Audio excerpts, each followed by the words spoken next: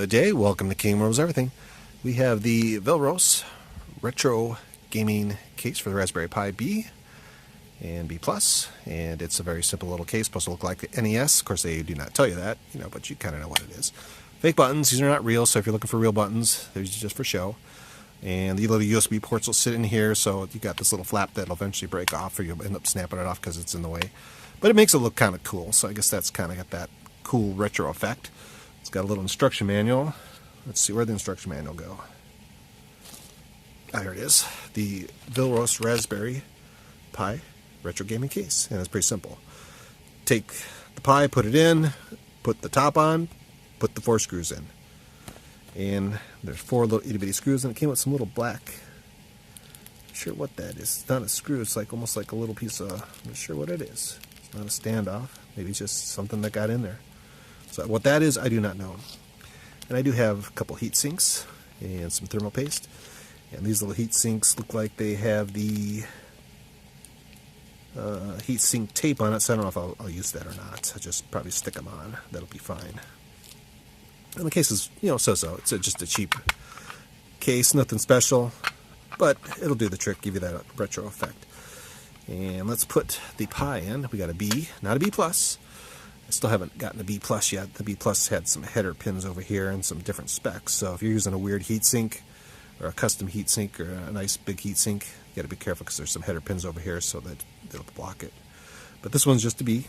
And what it does is, let's see, you go pop it in, plop and drop, take the top, put the door, put the door so it can see your porty ports.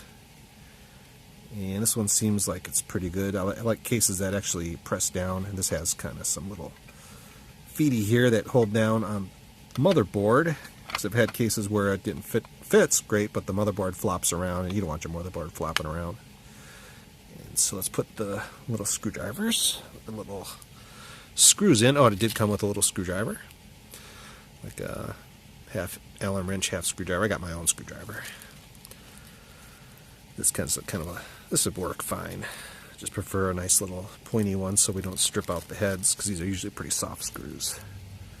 They're just going to go into plastic. Still don't know what this little black, it's like a little bead for molding or something that got in there. So, I tell you what, let's do this first. Before we do that, let's put on Mr. Heatsink. Come here, Mr. Heatsink. Come on, open up, baby.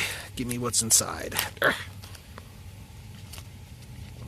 I think we'll save this for some other project. It says, before apply compound to the chip, remove the paper back from the thermal backing, and place these on top of the CPU. So maybe we will use this.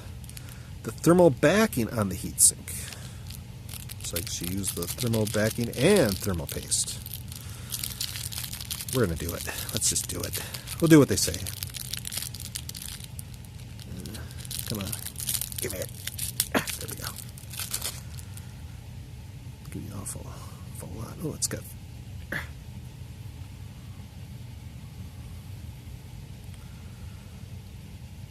It's definitely not going to come out easily. I like these little kits. I bought the SNES case. It's a really nice case. That was like $10. This is just a little cheaper case, nothing fancy. And if I can get this out, why don't we do this? Let's see if I can stab my hand. There we go. That's better.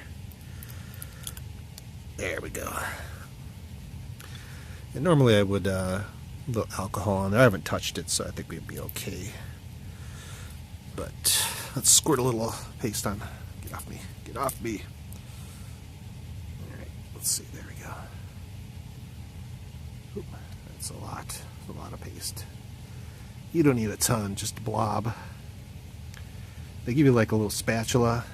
I'm not a big fan of spatulaing thing. Figure blob it on there, let the heat sink press it out, and then it'll fill in the little voids and stuff like that. See, it does have the little heat sink tape on there. I'm going to put this one like that. I'm not sure why. How would it keep it from falling off? Try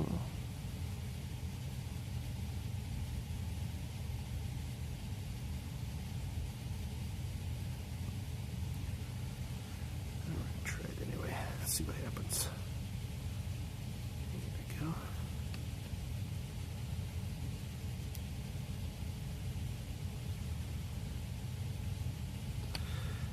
So that's okay.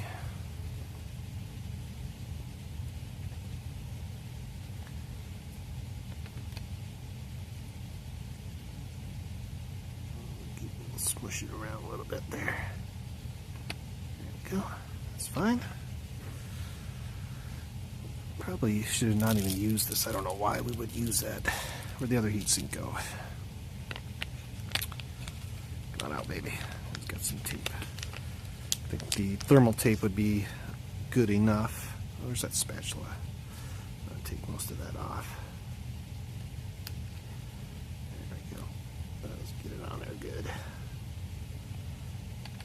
Too keen about that. I guess it'll harden up maybe over time. Hard to say.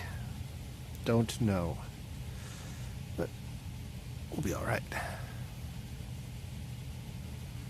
You might want to put some comments down there and say, why did you put heatsink compound when it's got heatsink tape on it?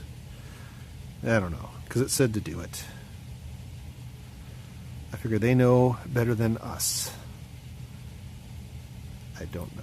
There we go. Then we'll put him on here. There we go.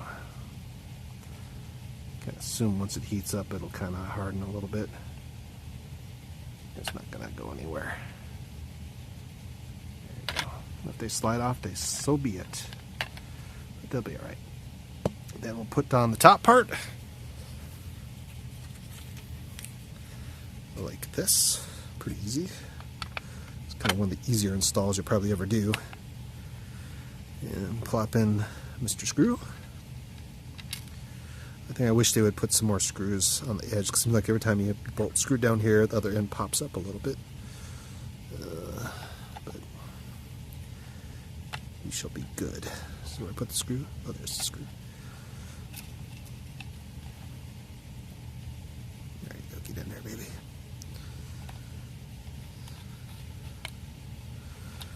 I don't want to really crank it down because it's plastic. You're going to the little plastic bits. So if you strip them, you stripped them. You can fix it, but it's not that easy. I've seen people comment that, oh, it ripped it, it stripped it instantly. It's like, yeah, because you're cranking it down. This isn't like you're rebuilding the car engine. It's a piece of plastic. Gentleness. Be gentle, you know? Gentle. Let's see, did I get them all? 1, 2, 3, 4. And here's the last one. I think this is one of the fun parts of doing this stuff, putting it all together. Actually, kind of my Retropie stuff, I got all the configured ROMs and all that fun stuff on there.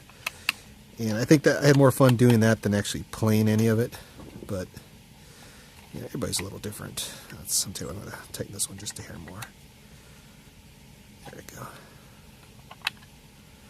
Looks pretty good. Kind of see what I mean? If you pull over here, you see it kind of comes loose a little bit. There's really no way to get this super snug, but you get the effect. That's the only thing that's kind of ugly if you look straight on, because it's just all there. But I think once you got it like this, you're not going to open it anymore, because we've got slots for the card in the back, and we're good. All the ports are on the side.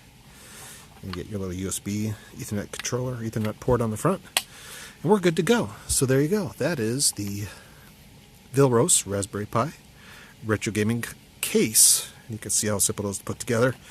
Comes with everything you pretty much need, fairly inexpensive, and should be a blast. Retro goodness. There you go. And you, that's you, have a great day.